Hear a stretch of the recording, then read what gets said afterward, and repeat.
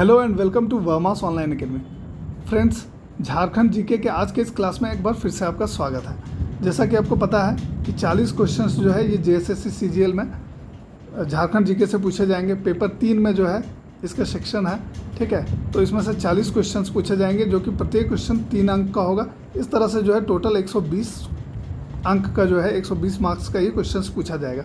तो इस लिहाज से बहुत ही इंपॉर्टेंट हो जाता है। इसीलिए हमने डिसाइड किया है कि प्रतिदिन सोमवार से शुक्रवार तक जो है हम लोग सुबह 7 बजे ये क्लास अटेंड करेंगे और हर एक टॉपिक को हम लोग बारीकी से स्टडी करेंगे। साथ ही साथ दोस्तों हम लोग प्रति सप्ताह जो है शनिवार और रविवार को जो है बाकी के जो विषय हैं इन सभी के बारे में डिस्कस करेंगे और जो कुछ क्वेश्चंस जो मॉडल सेट्स हैं इनको सॉल्व करने का कोशिश करेंगे, ठीक है। तो शुरू करते हैं आज का क्लास। जो लोग आज इस क्लास के माध्यम से हमारे साथ जुड़ रहे हैं वो हमारे चैनल वर्मास ऑनलाइन एकेडमी को सब्सक्राइब कर लें, ताकि आने वाले जितने भी क्लासेस के अपडेट्स हैं या तो जो भी जेएसएससी द्वारा जो समय समय पर अपडेट्स जारी किया जाता है ये सभी हैं, इन सभी के से जुड़े हुए अपडेट्स आपको समय समय पर मिलते रहेंगे। पूर्व के क्लास अगर आप अटेंड नहीं कर पाए हैं तो नीचे डिस्क्रिप्शन बॉक्स में आपको उसका लिंक मिल जाएगा, वहाँ से आप पूर्व के जो है क्लासेस से जुड़े हुए सारे वीडियोज़ आप देख सकेंगे, ठीक है। इससे पूर्व के क्लास में हम क्या क्या देख चुके हैं। हमने देखा है झारखंड का जो है एक इंट्रोडक्शन, एक बेसिक इंट्रो हम पढ़ चुके हैं। उसके बाद जो है हम लोग इसका एक ऐतिहासिक परिचय हम देख चुके हैं, ठीक है, कि किस तरह से जो है झारखंड को विभिन्न कालखंडों में जो है विभिन्न नामों से पुकारा गया।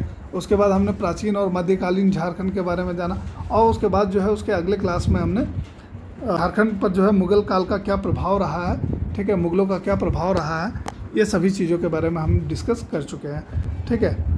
हमने देखा कि किस तरह से जो है हुमायूं हजारीबाग क्षेत्र तक आ पहुंचा था अफ़गानों का पीछा करते हुए। और उसके बाद हमने अकबर के शासनकाल में देखा कि लगभग सारे क्षेत्रीय राजवंश जो है इसके अधीन हो चुके थे, ठीक है। जहांगीर के शासनकाल में हमने देखा कि शंख नदी पर इन्होंने अधिकार कर लिया था क्योंकि ये हीरे के लिए प्रसिद्ध था। और उसके बाद हमने ये भी देखा कि दुर्जन साल को जो है इनके शासनकाल में कैद कर लिया गया और 12 वर्षों तक इनको कैद में रखा गया ग्वालियर के किले में, ठीक है। उसके बाद हमने क्या देखा कि चेरोवंशी राजा जो थे जहांगीर के शासनकाल में, जो चेरोवंशी राजा थे सहबल राय, इनको पकड़ लिया गया और इनको बाघ से लड़ने का हुक्म दे दिया गया और बाघ से लड़ते समय फिर इनकी मृत्यु हो गई। शाहजहां के शासनकाल में हमने देखा कि इनके जो समकालीन थे चेरोवंशी शासक ये थे चेरो राजा प्रताप राय, ठीक है। उसके बाद हमने औरंगजेब के समय में देखा कि मेदिनी राय जो है ये इनके समकालीन थे। तो मुग़ल काल जो है ये ख़त्म हो चुका है।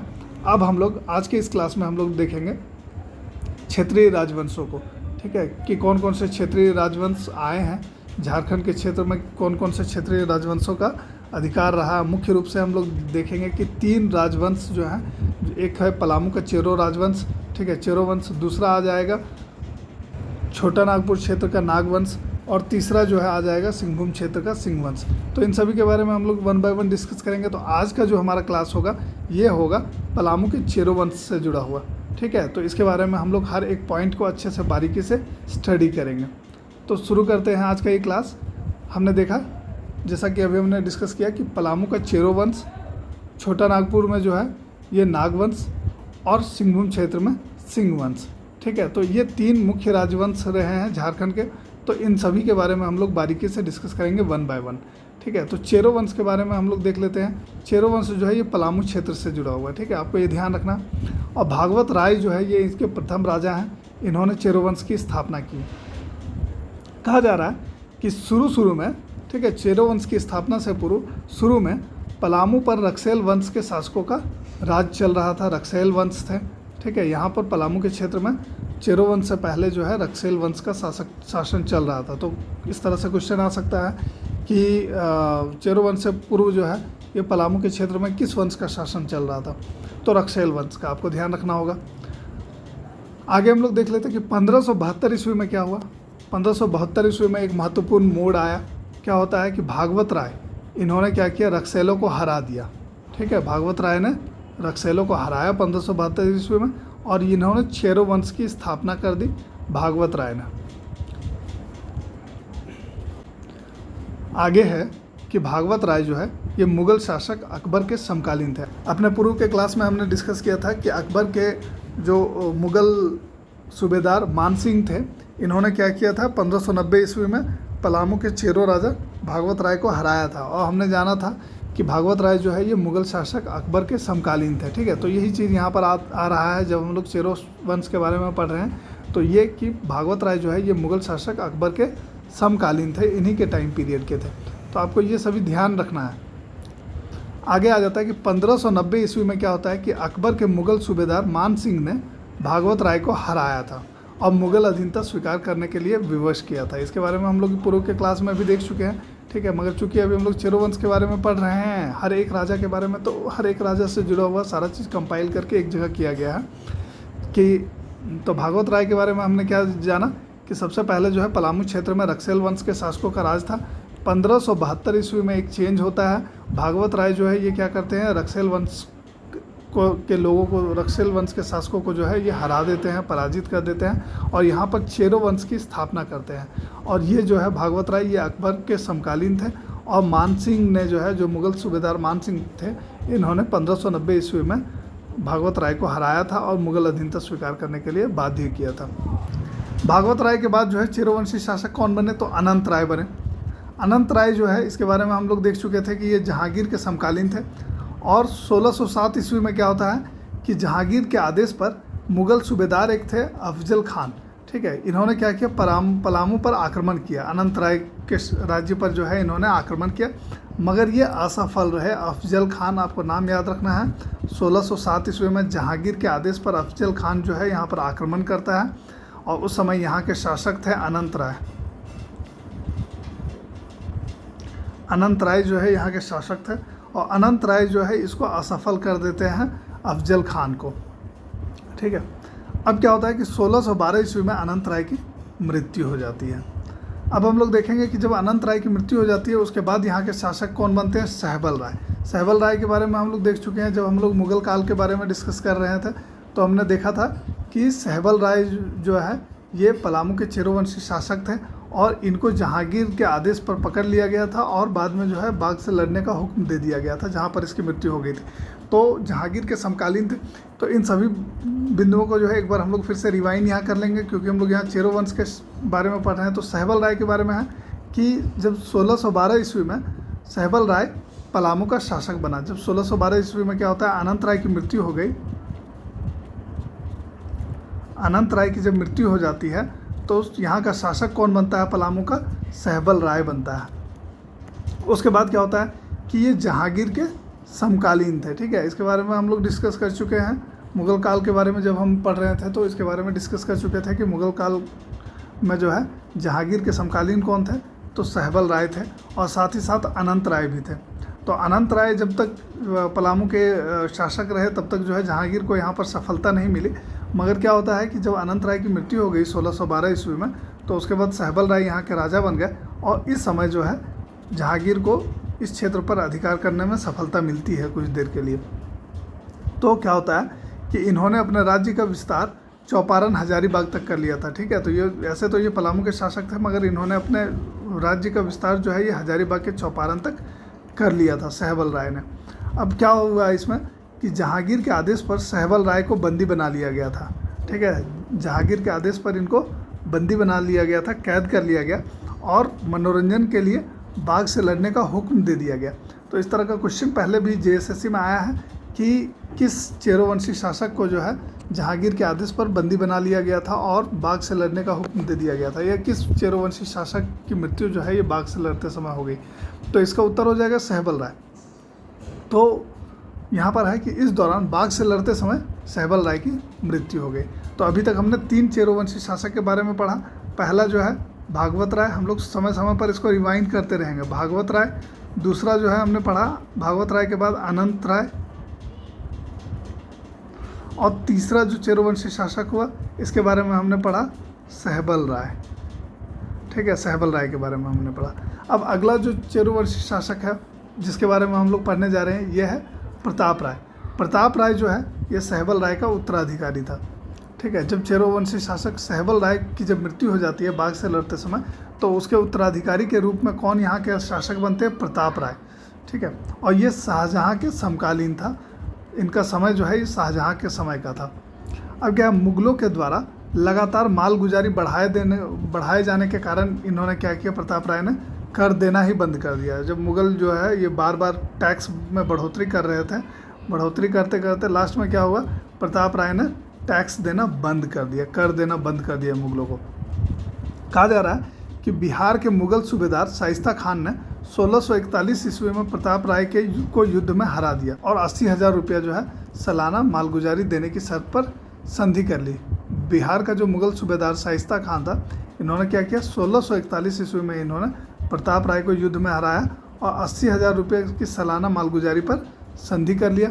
अब क्या होता है कि पलामू के पुराने किले का जो निर्माण है ये प्रताप राय ने कराया था। ठीक है, पलामू का जो पुराना किला है इसका निर्माण किन्होंने कराया है, तो प्रताप राय ने कराया है। ये एक इम्पॉर्टेंट पॉइंट है, आपको नोट कर लेना है। हर एक इम्पॉर्टेंट पॉइंट जो है आपको नोट करना है। जितने भी इम्पॉर्टेंट पॉइंट्स बन के आ रहे हैं ये लगभग सभी बिंदुओं पर हम लोग डिस्कस कर रहे हैं। ठीक है, तो आपको इसको नोट करते जाना है, आप इसका स्क्रीनशॉट ले लें। मेरा सुझाव होगा कि आप इसको नोट कर लें। नोट कर लेने से क्या होगा कि आपको वो चीज़ याद भी रह जाएगा। प्रताप राय के बाद चेरोवंशी शासक भूपाल राय और उसके बाद मेदिनी राय बने। ठीक है, प्रताप राय का जब शासन समाप्त हुआ तो उसके बाद कौन यहाँ के शासक बने, भूपाल राय, और लास्ट में कौन बने, मेदिनी राय, और उसके बाद और भी कुछ जो है चेरोवंशी शासक रहे हैं। तो अब हम लोग मेदिनी राय के बारे में पढ़ेंगे। भूपाल राय के बारे में कुछ वैसा कुछ इम्पोर्टेंट नहीं है। मेदिनी राय के बारे में हम लोग देख लेते हैं कि मेदिनी राय जो है ये 1658 से 1674 ईस्वी तक, यानी कि लंबे समय तक जो है आप कह सकते हैं कि इनका शासन रहा। पलामू के चेरोवंशी शासक रहे मेदिनी राय 1658 से 1674 ईस्वी। आप ध्यान रखेंगे इस चीज़ को। आगे आ जाता है कि ये औरंगजेब के समकालीन थे। ठीक है, तो मेदिनी राय किसके समकालीन थे, तो औरंगजेब के। सबसे शक्तिशाली चेरो राजा इनको माना जाता है मेदिनी राय को।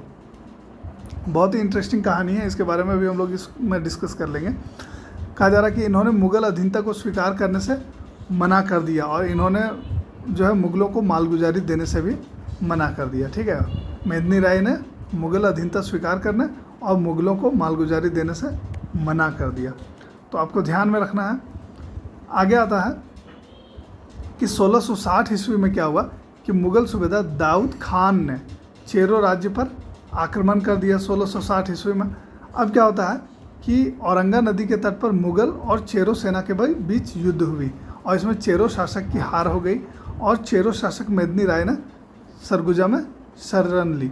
ठीक है, एक्चुअली हुआ क्या कि जब यहाँ पर दाऊद खान ने आक्रमण कर दिया 1660 ईस्वी में और चेरोवंशी शासक जो थे मेदिनी राय, इनको जब ऐसा लगा कि ये इनसे जीत नहीं पाएंगे तो मेदिनी राय ने क्या किया, जितने भी महिलाएं और बच्चे थे इन लोगों को जितना भी किले का जो कीमती सामान था इनको देकर इन लोगों को जंगल में भेज दिया और खुद ही जो है ये नए किले में रुक गए। और बाद में क्या हुआ, युद्ध हुआ और युद्ध होने के बाद जो है चेरो शासक की हार हो गई और मेदिनी राय जो है वहाँ से भाग खड़े हुए और इन्होंने सरगुजा में शरण ली। कहानी यहाँ ख़त्म नहीं होता है, आगे फिर से क्या होता है, ये कहानी जो है 1660 ईस्वी की है। 1666 ईस्वी में मेदिनी राय जो है ये पुनः क्या करते हैं, अपने राज्य पर अधिकार कर लेते हैं और फिर से इसको सुदृढ़ बना लेते हैं। ठीक है, तो मेदिनी राय जो है बहुत शक्तिशाली शासक हुए अपने समय के। अब जो है मेदिनी राय को न्यासी राजा की संज्ञा भी दी जाती है। ठीक है, तो कई बार इस तरह से क्वेश्चन आता है कि किन्हें न्यासी राजा की संज्ञा दी जाती है, तो मेदिनी राय की। सबसे शक्तिशाली चेरो शासक मेदिनी राय और इनके शासनकाल को चेरो शासन का स्वर्ण युग कहा जाता है। ठीक है, स्वर्णिम युग कहा जाता है चेरो शासन का। अब जो है इन्होंने पलामू के नए किले का निर्माण कराया। पुराने किले का निर्माण जो है प्रताप राय ने कराया है और नए किले का निर्माण किन्होंने कराया, तो मेदिनी राय ने। आगे हम लोग देख लेते हैं कि 1674 ईस्वी में क्या हुआ, मेदिनी राय की मृत्यु हो गई। ठीक है, तो मेदिनी राय जो है ये इनकी मृत्यु हो जाती है 1674 ईस्वी में। तो इस तरह मेदिनी राय 1658 ईस्वी से 1674 ईस्वी तक जो है इनका शासन चला। ठीक है, अब हम लोग देख लेते हैं कि मेदिनी राय के बाद और कुछ चेरो शासक हुए उनके बारे में। 1674 ईस्वी में मेदिनी राय की मृत्यु हो गई और उसके बाद जो है चेरो शासक कौन बने, तो रुद्र राय बने। ठीक है, और ये 1680 ईस्वी तक 6 सालों तक रहे, 6 वर्षों तक। 1680 से 1697 ईस्वी तक जो है पाल राय यहाँ के राजा रहे। 1697 से 1716 ईस्वी तक साहिब राय जो है ये चेरो शासक रहे। 1716 से 1722 तक जो है रंजीत राय, और 1722 से 1770 तक जो है ये जय कृष्ण राय जो है ये पलामू के शासक रहे। अब हम लोग देख लेते हैं कुछ इम्पॉर्टेंट क्वेश्चंस जो पूछे जा सकते हैं JSSC CGL के एग्ज़ाम में। ठीक है, किस तरह से क्वेश्चंस आता है और उसका आंसर क्या होगा, हर एक क्वेश्चन को हम लोग बारीकी से स्टडी करेंगे और उसके बाद उसका आंसर देने का प्रयास करेंगे। ठीक है, आप भी साथ में जो है इसका आंसर देने का कोशिश करें। तो पहला जो क्वेश्चन है ये है कि किन्होंने रक्सेलों को पराजित कर पलामू में चेरो वंश की स्थापना की। तो हमने देखा था कि राजा भागवत राय जो है इन्होंने पलामू के रक्सेल वंश के शासकों को पराजित कर दिया और पलामू में चेरो वंश की स्थापना की थी। ठीक है, तो इसका उत्तर जो हो जाएगा ये हो जाएगा भागवत राय। भागवत राय इसका उत्तर हो जाएगा। पलामू में चेरो वंश की स्थापना किन्होंने की है, तो भागवत राय ने। एक और क्वेश्चन जो आता है 1607 ईस्वी में किस मुगल सूबेदार ने पलामू के चेरो राजा अनंत राय पर आक्रमण किया। ठीक है, तो इसका जो उत्तर है यह है मुगल सूबेदार अफजल खान। इसके बारे में हम लोग देख चुके हैं। अफजल खान ने जो है अनंत राय के शासनकाल के समय में यहाँ पर पलामू पर आक्रमण किया था 1607 ईस्वी में, मगर इसमें इसकी हार हो गई थी। तो इसका उत्तर जो है ये हो जाएगा अफजल खान। अब एक और क्वेश्चन आता है कि किस चेरो वंशी शासक को जहांगीर के द्वारा अपने मनोरंजन के लिए बाघ से लड़ने का आदेश दे दिया गया था। ठीक है, तो इसके बारे में हमने देखा कि सहबल राय की जो है मृत्यु हो गई बाद में बाघ से लड़ते समय। तो इसका उत्तर जो है ये हो जाएगा सहबल राय। एक और क्वेश्चन आ रहा है कि बिहार के मुगल सूबेदार शाइस्ता खान ने 1641 ईस्वी में किस चेरो राजा को युद्ध में हराया। ठीक है, तो शाइस्ता खान जो है इन्होंने किनको युद्ध में हराया था, तो इसका उत्तर हो जाएगा प्रताप राय। इसके बारे में हम देख चुके हैं कि प्रताप राय को शाइस्ता खान ने युद्ध में हराया था। अब एक और क्वेश्चन आता है कि पलामू के पुराने किले का निर्माण किन्होंने कराया था। ठीक है, तो पलामू के पुराने किले के बारे में हमने देखा था कि प्रताप राय ने जो है ये पलामू के पुराने किले का निर्माण कराया था, और नए किले का निर्माण किन्होंने कराया है, तो मेदिनी राय ने। तो इसका उत्तर जो है यहाँ पर पुराने किले का निर्माण की बात हो रहा है, तो इसका उत्तर हो जाएगा प्रताप राय। अब एक और क्वेश्चन आता है कि पलामू किला जो है ये किस नदी के तट पर स्थित है। ठीक है, ये इतिहास का भी क्वेश्चन है और ज्योग्राफी का भी क्वेश्चन हम लोग कह सकते हैं कि पलामू का किला जो है ये किस नदी के तट पर स्थित है, तो औरंगा नदी के तट पर स्थित है। इसके बारे में हम लोग डिस्कस कर चुके हैं आज के इस क्लास में। अब क्वेश्चन है कि किस राजा को न्यासी राजा की संज्ञा दी जाती है। कौन से चेरो राजा थे जिनको न्यासी राजा की संज्ञा दी जाती है। तो हमने देखा कि मेदिनी राय जो है इनको न्यासी राजा की संज्ञा दी जाती है, और इनके युग को जो है चेरो वंश का स्वर्णिम युग भी कहा जाता है। तो इसका उत्तर हो जाएगा। फिर से ये क्वेश्चन आ रहा है कि किस चेरो शासक के शासनकाल को चेरो शासन का स्वर्ण युग कहा जाता है। तो इसका भी उत्तर हो जाएगा मेदिनी राय। मेदिनी राय के शासनकाल को जो है ये चेरो शासन का स्वर्ण युग कहा जाता है। तो जितना क्वेश्चन है लगभग हम लोग सारा आसानी से बना ले रहे हैं, क्योंकि हमने अभी इसको डिस्कस कर लिया है। ठीक है, एक और क्वेश्चन आता है किस वर्ष मेदिनी राय ने पुनः अपने राज्य पर अधिकार कर लिया था। ठीक है, तो इसका उत्तर क्या हो जाएगा 1666 ईस्वी में। 1666 ईस्वी में मेदिनी राय ने क्या किया था, फिर से अपने राज्य पर अधिकार कर लिया था, और उसके बाद जो है 1674 ईस्वी तक ये वहाँ के राजा बने रहे। ठीक है, 1674 ईस्वी में उनकी मृत्यु हो जाती है, ये भी आपको ध्यान रह जाएगा। आगे है कि चेरो राजा मेदिनी राय किस मुगल शासक के समकालीन थे। ठीक है, तो इसके बारे में भी हमने देखा कि ये औरंगजेब के समकालीन थे। अब पूछा जा रहा है निम्न में से कौन जो है ये सुमेलित नहीं है। ठीक है, इस तरह से दिया हुआ है, आपको बताना है कि इनमें से कौन जो है वो सुमेलित नहीं है। तो यहाँ पर जो है ए साइड में आप चेरो राजाओं का नाम देखेंगे, और यहाँ पर जो है राइट हैंड साइड में आपको मुगल शासक का जो है ये नाम देखने को मिलेगा। ठीक है, तो आपको पहचानना है कि कौन जो है सुमेलित नहीं है, मतलब सही से मिला हुआ नहीं है। तो भागवत राय अकबर के समकालीन थे, सही। मेदिनी राय औरंगजेब के समकालीन थे, सही। सहबल राय शाहजहाँ के समकालीन थे, अनंत राय जहांगीर के समकालीन थे। तो ये तो ठीक है, ये भी ठीक है, ये भी ठीक है। सहबल राय जो है ये भी जहांगीर के समकालीन थे, जिनको जहांगीर के आदेश पर बाघ से लड़ने का हुक्म दिया गया था। ठीक है, आपको ध्यान होगा। तो इसीलिए इसका उत्तर हो जाएगा क्या, ऑप्शन सी, जो कि है जहांगीर के समकालीन। ठीक है, तो दोस्तों आप देख रहे हैं वर्मास ऑनलाइन एकेडमी। उम्मीद है ये पूरा सेशन जो है, आज का पूरा क्लास आपके लिए यूज़फुल रहा होगा, इन्फॉर्मेटिव रहा होगा। ठीक है, पूर्व के क्लासेस अगर आपसे छूट गया है तो नीचे डिस्क्रिप्शन बॉक्स में उससे जुड़े हुए वीडियोस का लिंक आपको मिल जाएगा, तो वहाँ से आप पूर्व के सारे क्लासेस देख सकते हैं। तो आज के इस क्लास में बस इतना ही, मिलते हैं अगले क्लास में। अगले क्लास में हम लोग डिस्कस करने वाले हैं झारखंड के छोटा नागपुर क्षेत्र का मुंडा और नागवंश के बारे में। धन्यवाद।